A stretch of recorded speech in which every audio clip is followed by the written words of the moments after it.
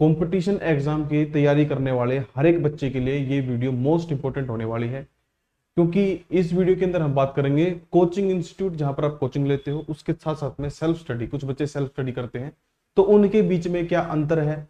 हो सकता है आप कोई गलती कर रहे हो जो आपको नहीं करनी चाहिए आपकी प्रिपरेशन में, हो सकता हो आप किसी के ऊपर डिपेंड हो गए हो सकता हो आप ऐसी कोई चीज कर रहे हो जो आपको नहीं करनी चाहिए, आपको जो करना चाहिए उससे अलावा आप कुछ और कर रहे हो, तो वो आपको गलत डायरेक्शन में ही लेके जाएगी, एक गलत दिशा में ही लेके जाएगी। इसलिए इस वीडियो के माध्यम से मैं आपको बताऊंगा कि कोचिंग इंस्टीट्यूट जरूरी है या एक लाइब्रेरी या फिर कह सकते हो कि सेल्फ स्टडी जरूरी है। तो दोनों के आज देखो हम बात करेंगे तथ्य के ऊपर, हम इधर उधर बिना सर पैर की बात नहीं करेंगे, बिल्कुल जो रेलेवेंट बातें हैं वो करेंगे और जहां पर आपकी कमियां हैं उनके बारे में डिस्कस करेंगे।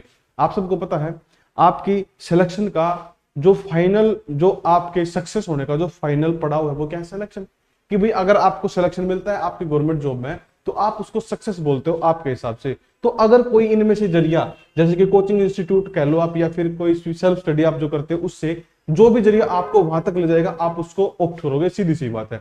लेकिन अब यहां पर मुद्दे की बात ये फंस जाती है कि बच्चा तैयारी में इधर उधर जाने में ये बात उसके दिमाग से निकल जाती है कि जो वो कर रहा है वो ठीक कर रहा है नहीं कर रहा। मतलब कि बच्चा कोचिंग इंस्टीट्यूट पे जाए जा रहा है, उसको ये नहीं पता कि इसके ड्रॉबैक्स क्या है या फिर जो उसको पढ़ाया जा रहा है वो रेलिवेंट है या नहीं, और सेल्फ स्टडी के अंदर हमें कौन से ड्रॉबैक्स, कौन सी कमियां या कौन से लाभ जो कोचिंग इंस्टीट्यूट में नहीं मिलते वो कौन से मिलते हैं। तो आज सारी जो बातें हैं वो इस वीडियो में हम डिस्कस करेंगे। तो चलिए करते हैं शुरू। सबको नमस्कार, राम राम, कैसे हैं आप सभी। Mission exam classes YouTube channel के ऊपर आपका स्वागत है। मेरा नाम है मुकेश। आज करते हैं इस वीडियो में बहुत ही जबरदस्त टॉपिक के ऊपर बात, कोचिंग वर्सेज सेल्फ स्टडी। और ये बात सिर्फ और ये प्रश्न सिर्फ मेरा ही नहीं, हर उस बच्चे का है जो फिलहाल तैयारी के अंदर है, क्योंकि उसको एक्चुअल में नहीं पता कि भाई सेल्फ स्टडी सही रहेगी या फिर कोचिंग इंस्टीट्यूट है। तो हम यहाँ पर कुछ आधार लेकर बात करेंगे, ऐसे ही बेकार में हम कुछ बात नहीं करेंगे, हम कुछ आधार लेकर बात करेंगे और उन आधारों के मध्य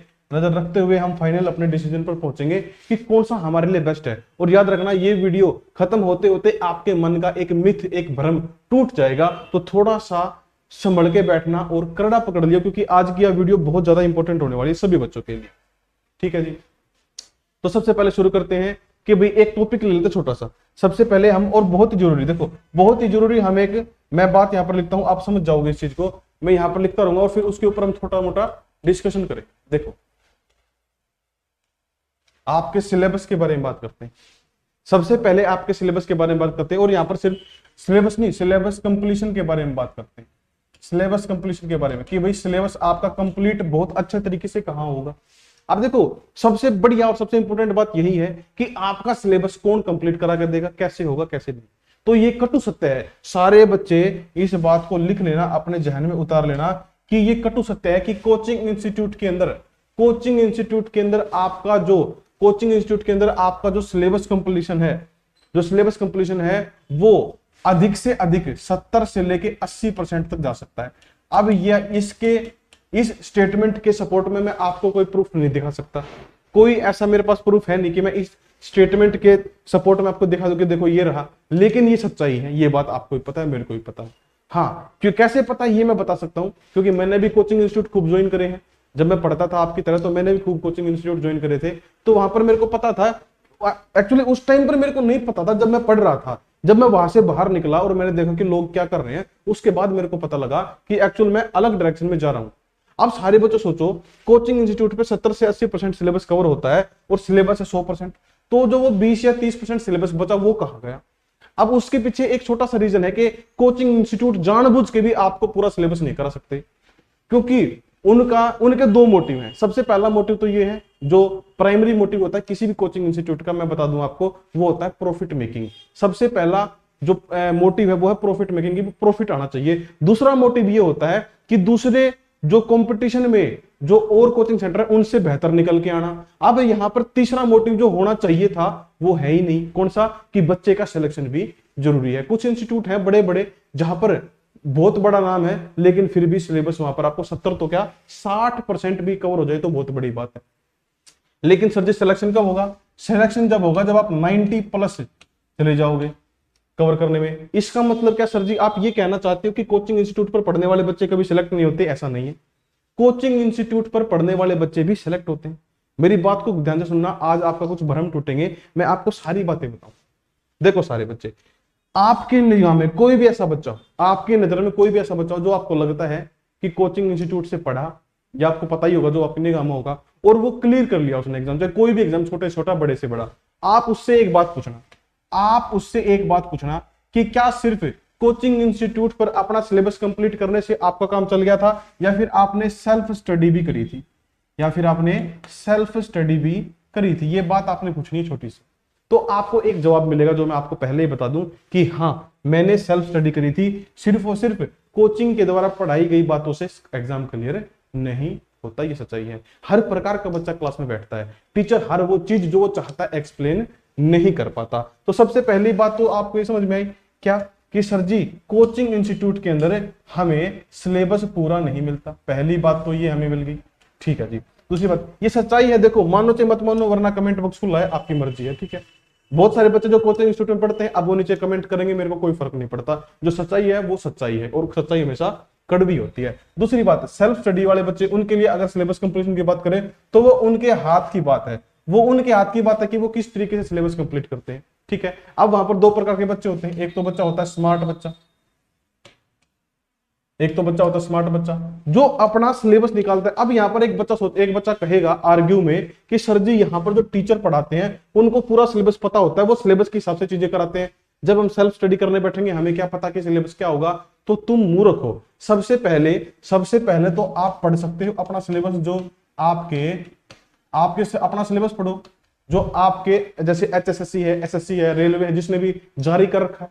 लेकिन अगर HSSC जैसी कोई कमेटी है जिसने जारी नहीं कर रखा है सिलेबस आपका, तो आप एक काम कर सकते हो, आप प्रीवियस ईयर उठा लो, सिंपल सी बात है, प्रीवियस ईयर उठाओ, अपना कंप्लीट सिलेबस देखो। और जो स्मार्ट बच्चे होते हैं वो सिलेबस भी कैसे देखते हैं, जो स्मार्ट बच्चे होते हैं वो सिलेबस भी कैसे देखते हैं, वो सिलेबस को नहीं देखते, वो की पॉइंट्स को देखते हैं, वो मिनी पॉइंट्स को देखते हैं। मतलब कि एक तो कह लो आप कि भाई आपके सिलेबस के अंदर कोई चैप्टर है, ठीक है, और एक उसका सब चैप्टर है, मतलब चैप्टर के अंदर कोई छोटा पॉइंट है। जैसे कि मान लो आपको कोई क्वेश्चन मिला, देखो एक स्मार्ट बच्चे की यही अप्रोच होती है, और मैं आपको यही चीज बताने की कोशिश कर रहा हूं। जैसे कि आपको कोई क्वेश्चन मिला और उस क्वेश्चन के अंदर आपसे पूछा गया कि फलाना फलाना रोग मतलब कोई डिसीज है, ये किस बैक्टीरिया या किस वायरस के कारण होता है, उसका नाम पूछ लिया आपसे और आपको 4 ऑप्शन दे दिए। अब एक साधारण सामान्य स्तर वाला बच्चा ये सोचेगा कि ये जो प्रश्न है ये बायोलॉजी से आया है, जीव विज्ञान से आया है। छोटी सी बात है, बिल्कुल ठीक बात है, हर कोई सोच सकता है। लेकिन एक स्मार्ट बच्चा जो होगा वो क्या कहेगा कि क्वेश्चन आया कहां से, डिजीज से। कहां से आया है, डिजीज वाले सेक्शन से क्वेश्चन आया है, मतलब बीमारियों वाले सेक्शन से क्वेश्चन आया है सॉरी। तो वो क्या करेगा, वो जो डिजीज वाला फैक्टर, जो डिजीज वाला जो चैप्टर है उसको पक्का कर लेगा, उसको कोई दिक्कत नहीं होगी। जैसे कि हरियाणा जीके में आपने देखा होगा बहुत सारे मंदिर होते हैं। अब जैसे कोई क्वेश्चन आया कि भाई घंटेश्वर मंदिर हरियाणा में कहां स्थित है, ठीक है, बहुत सारे बच्चों को पता है, बहुतों को नहीं पता। लेकिन एक स्मार्ट जो नॉर्मल स्तर का बच्चा वो क्या सोचेगा, हरियाणा जीके से प्रश्न आया मतलब हरियाणा जीके पढ़नी है। लेकिन एक स्मार्ट जो बच्चा होता है, जो बढ़िया स्तर पर चला गया, वो क्या सोचेगा कि ये जो क्वेश्चन आया है ये मंदिर से संबंधित आया है, तो मैं क्यों ना हरियाणा के सारे मंदिर पढ़ लूं। तो ये एक अप्रोच होती है। लेकिन ये अप्रोच कब डेवलप होगी, ये अप्रोच जब डेवलप होगी जब आप सेल्फ स्टडी वाले सेक्शन में होगी। यहां पर आप ये अप्रोच कभी भी डेवलप नहीं कर सकते। अब आप अंतर को समझ पा रहे होगे इस पॉइंट पर आकर। अब देखो सारे बच्चे, तो मैं कह सकता हूं कि अगर चाहे, अब देखो यहां पर बात आ गई चाहे की, क्योंकि मैंने 2 प्रकार के बच्चे आपको बोले, एक तो निम्न स्तर का, एक बढ़िया स्मार्ट स्तर वाला बच्चा। तो अगर बच्चा चाहे तो यहां पर अपना सिलेबस कितना कवर कर सकता है, 90+। यहां पर आपका जो सिलेबस है वो 90+ जा सकता है, यहां पर आपका सिलेबस 90+ जा सकता है। सबसे पहली बात तो अपने दिमाग में सेट कर लो। तो सेल्फ स्टडी के अंदर आपका सिलेबस ज्यादा कवर हो रहा है, अच्छे तरीके से आप कवर कर पाओगे। कैसे करोगे आगे बात करेंगे, इसी वीडियो में देखते रहो। आपके सारे सवालों का जवाब दूंगा मैं। जितने भी डाउट वाले क्वेश्चन है, दिमाग में मिथ है या आपको आर्ग्यू करनी है मेरे साथ, तो मैं खुद ही सारे क्वेश्चन पूछूंगा, खुद ही जवाब दे दूंगा, कोई दिक्कत नहीं है, ठीक है। ये तो होगी सिलेबस कंप्लीशन की बात, सिलेबस कंप्लीशन की बात। दूसरी बात आती है मटेरियल की, दूसरी बात आती है मटेरियल की। आपको हमेशा एक प्रॉब्लम आती है कि सर जी मटेरियल कहां से मिलेगा, मटेरियल बताओ। तो मटेरियल को मैं आपको बता दूं, जैसे कि कोचिंग इंस्टीट्यूट वाले आपको मटेरियल देते हैं, वो मटेरियल एक्चुअल में वो मटेरियल एक्चुअल में उतना प्रभावी नहीं होता। हरियाणा की मैं अगर मेन स्ट्रीम की बात करूं, बाहर के किसी इंस्टीट्यूट की मैं बात नहीं कर रहा, हरियाणा में जो मेन स्ट्रीम जो बढ़िया बढ़िया तगड़े तगड़े इंस्टीट्यूट है उनके स्टडी मटेरियल मैंने पढ़ के देखे, मैं किसी का नाम नहीं लूंगा, लेकिन वहां पर मेरे को क्या पता लगा कि इनका जो मटेरियल है वो थर्ड क्लास मटेरियल है। क्या है? Third class material. कल परसों मैं एक बच्चे से बात कर रहा था, तो उसने मेरे से पूछा कि सर जी मैं कौन सी बुक लूं, तो मैंने उस बच्चे को कहा कि आप जीके के लिए लूसेंट ले लो, आपके लिए ठीक रहेगी, क्योंकि लूसेंट बढ़िया किताब है, बहुत सारा मटेरियल है उसके अंदर।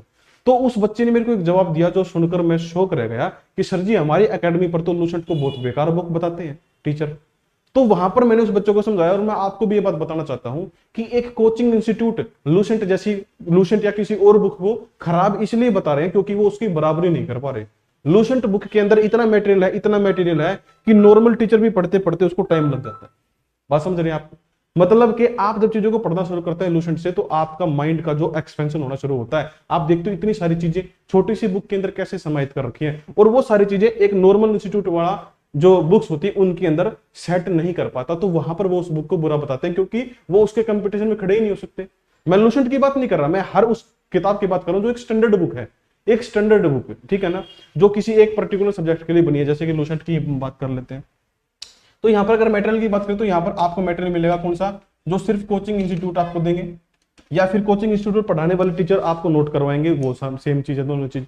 और यहां पर आपके पास क्या है, बुक्स के लिए आपके पास है स्टैंडर्ड बुक्स। स्टैंडर्ड बुक्स जैसे कि जैसे कि सबसे पहले मैंने नाम लिया किसका, लूसेंट का। याद रखना ये कोई स्पॉन्सर्ड वीडियो नहीं है कि भाई मैं लूसेंट की तारीफ कर रहा हूं तो लूसेंट वाले ने मेरे को पैसे दिए होंगे ना, ऐसा कुछ नहीं है। जो चीज अच्छी है वो अच्छी ही कहलाएगी, ठीक है।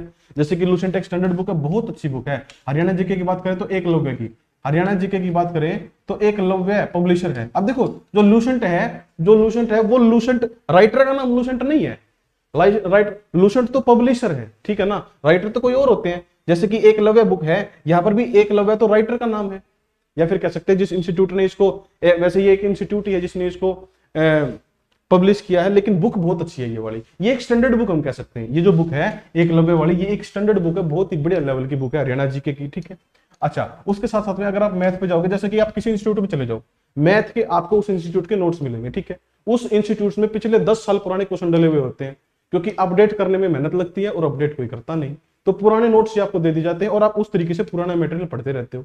लेकिन बहुत सारी मार्केट में ऐसी किताबें हैं, जैसे राकेश यादव सर की बुक है, ठीक है ना, और अपना गगन प्रताप सर की बुक है, अभिनय शर्मा सर की बुक है, बहुत सारी बुक है, RS अग्रवाल ले लो, RD शर्मा ले लो, और डिटेल में पढ़ना है तो बहुत सारी बुक है आपके पास स्टैंडर्ड बुक्स जो आप ले सकते हो। अगर आप स्टैंडर्ड बुक्स पर ही जाना चाहो तो यहाँ पर ध्यान से देखोगे आप, तो यहाँ पर आपको एक जो सिलेबस कवरिंग के लिए जो मटेरियल मिलता है वो बहुत ही वास्ट लेवल पर मिलता है। क्यों? आप सेल्फ स्टडी कर रहे हो, आपकी इच्छा है जैसे आप करना चाहो।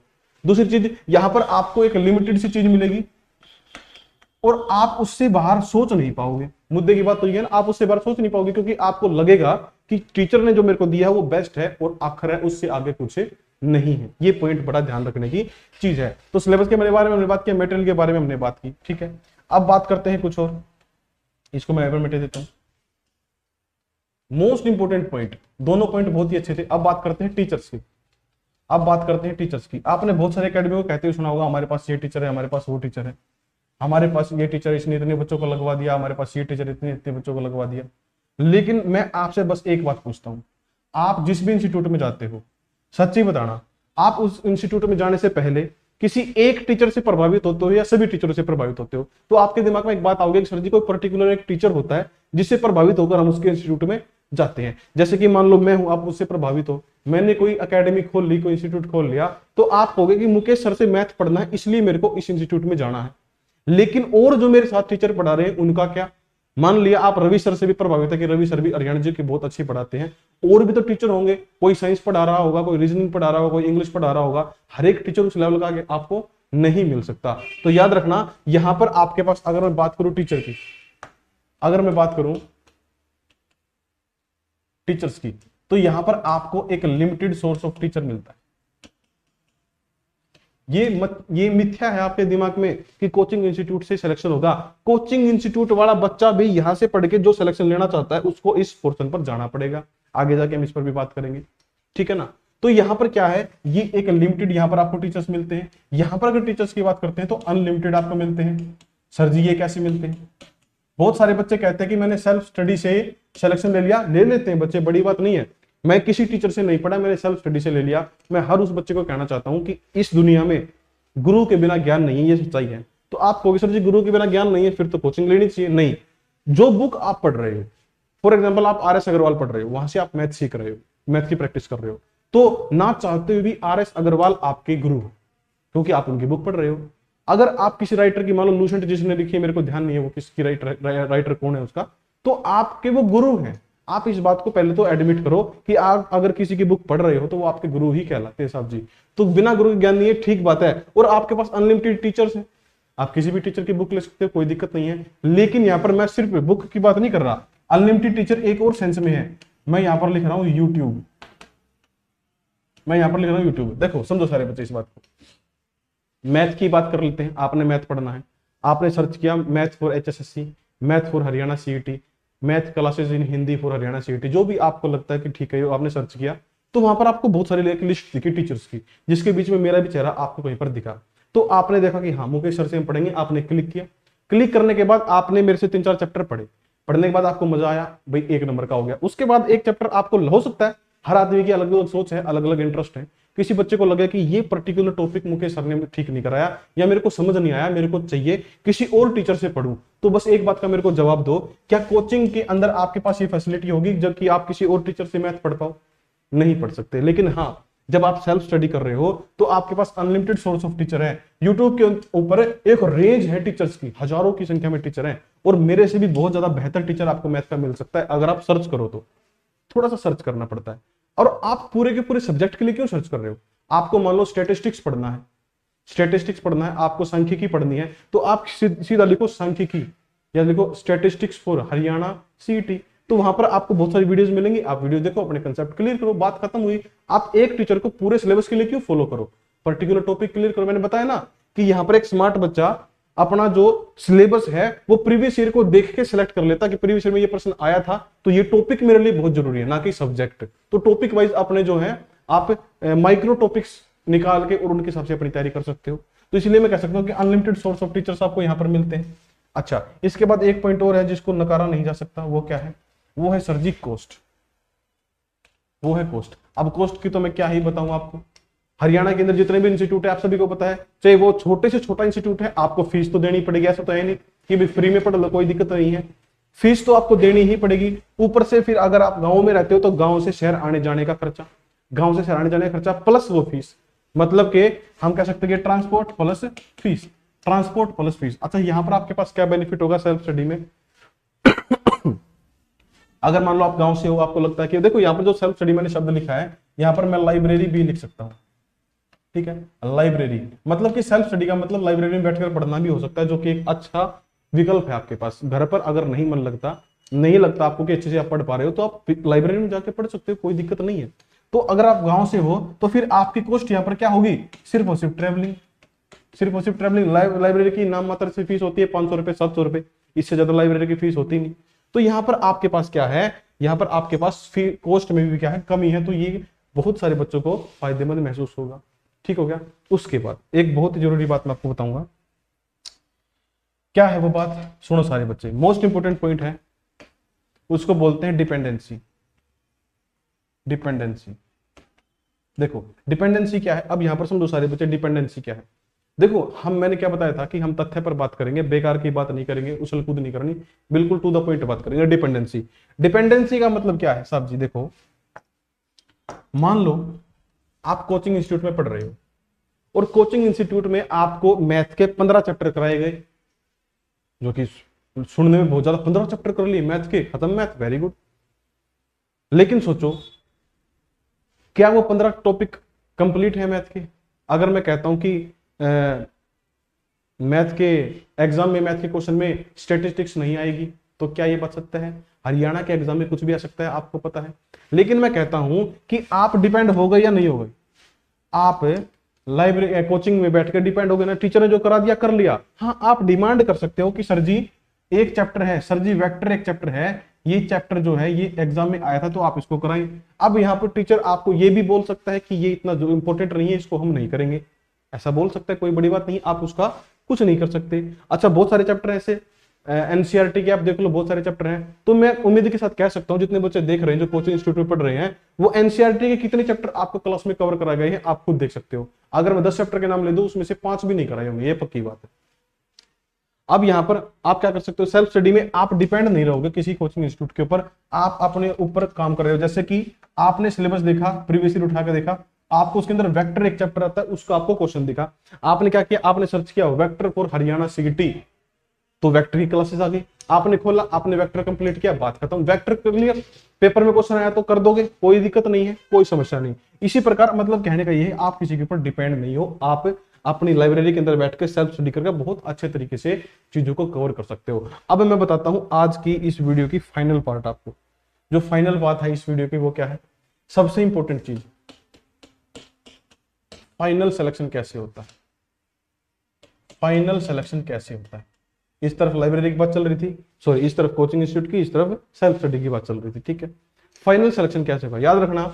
अगर मैं कहूं आपसे कि ऐसा कोई बच्चा पकड़ के लाओ जिसने कोचिंग ली और वो पास हो गया, सिलेक्शन हो गया, आप बिल्कुल ले आओगे पकड़ के, बहुत सारे बच्चे आप ले आओगे पकड़ के, लेकिन उससे बस एक बात पूछ लो कि क्या कोचिंग के अलावा उसने कभी सेल्फ स्टडी नहीं करी। अगर नहीं करी तो लेके आओ मेरे सामने। सेल्फ स्टडी के बिना आपका सिलेक्शन नहीं हो सकता, ये पक्की बात है। सेल्फ स्टडी के बिना आपका सिलेक्शन नहीं हो सकता, ये पक्की बात है। लेकिन हाँ, अब देखो ये बात कुछ कुछ इस प्रकार की है कि आपको किसी एक डेस्टिनेशन पर जाना है और उस डेस्टिनेशन पर जाने के लिए आपके पास क्या ऑप्शन है कि यहां से लेके यहां तक मैं बस में जाऊंगा और बस से फिर मैं ट्रेन में बैठूंगा, ट्रेन से फिर मैं अपने डेस्टिनेशन पर पहुंचूंगा।